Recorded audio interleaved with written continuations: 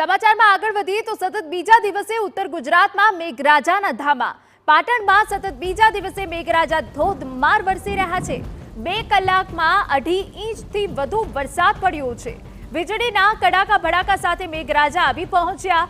ભારે વરસાદના કારણે શહેરના અનેક વિસ્તારમાં જળભરાવની સ્થિતિ પણ ઉદ્ભવી છે. લાંબા સમયની રાહ જોયા બાદ છેલ્લા 2 દિવસથી ધોધમાર વરસાદ પડી રહ્યો છે. ધોધમાર વરસાદ બાદ પાટણમાં ઠેર ઠેર પાણી ભરાઈ ગયા.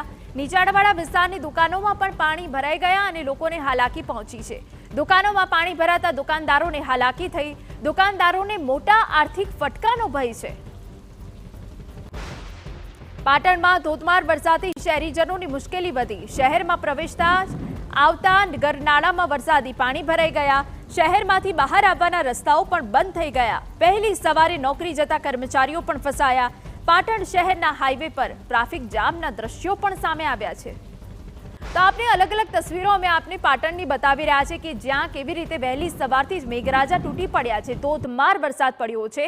જ્યાં ગરનાળામાં વરસાદી પાણી ભરાઈ ગયા છે. બીજી તરફ સ્થાનિક વિસ્તાર જે પાણીમાં ગરકાવ થઈ ગયો છે. નીચાણવાળા વિસ્તારોમાં 2 ફૂટ સુધીના પાણી ભરાઈ જવાના કારણે લોકોને હાલાકી પડી રહી છે. જે વહેલી સવારથી ધોધમાર વરસાદ પડી રહ્યો છે તેના કારણે અનેક જગ્યાએ ટ્રાફિક જામની પણ સ્થિતિ ઉદ્ભવી છે. ત્યારે પાટણના હાલ જે ગ્રામ્ય વિસ્તાર હોય કે અલગ અલગ વિસ્તાર હોય ત્યાં વરસાદી માહોલ. સિદ્ધપુર, સરસ્વતી, ચાણસ્મા સહિતના પંથકમાં ધોધમાર વરસાદ પડ્યો છે. ગ્રામ્ય વિસ્તારમાં પણ ધોધમાર વરસાદ પડ્યો છે.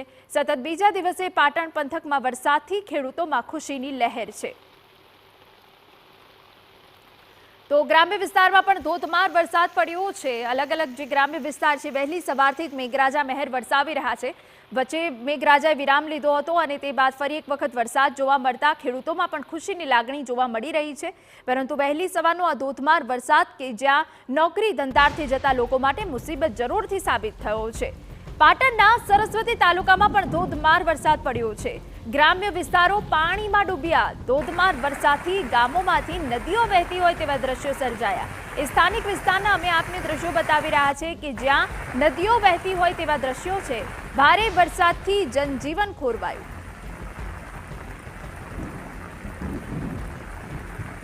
અમારા સંવાદદાતા સુનિલ પટેલ વધુ વિગત આપી રહ્યા છે. સુનિલ, જણાવો, પાટણમાં અત્યાર સુધી કેટલો વરસાદ નોંધાયો છે?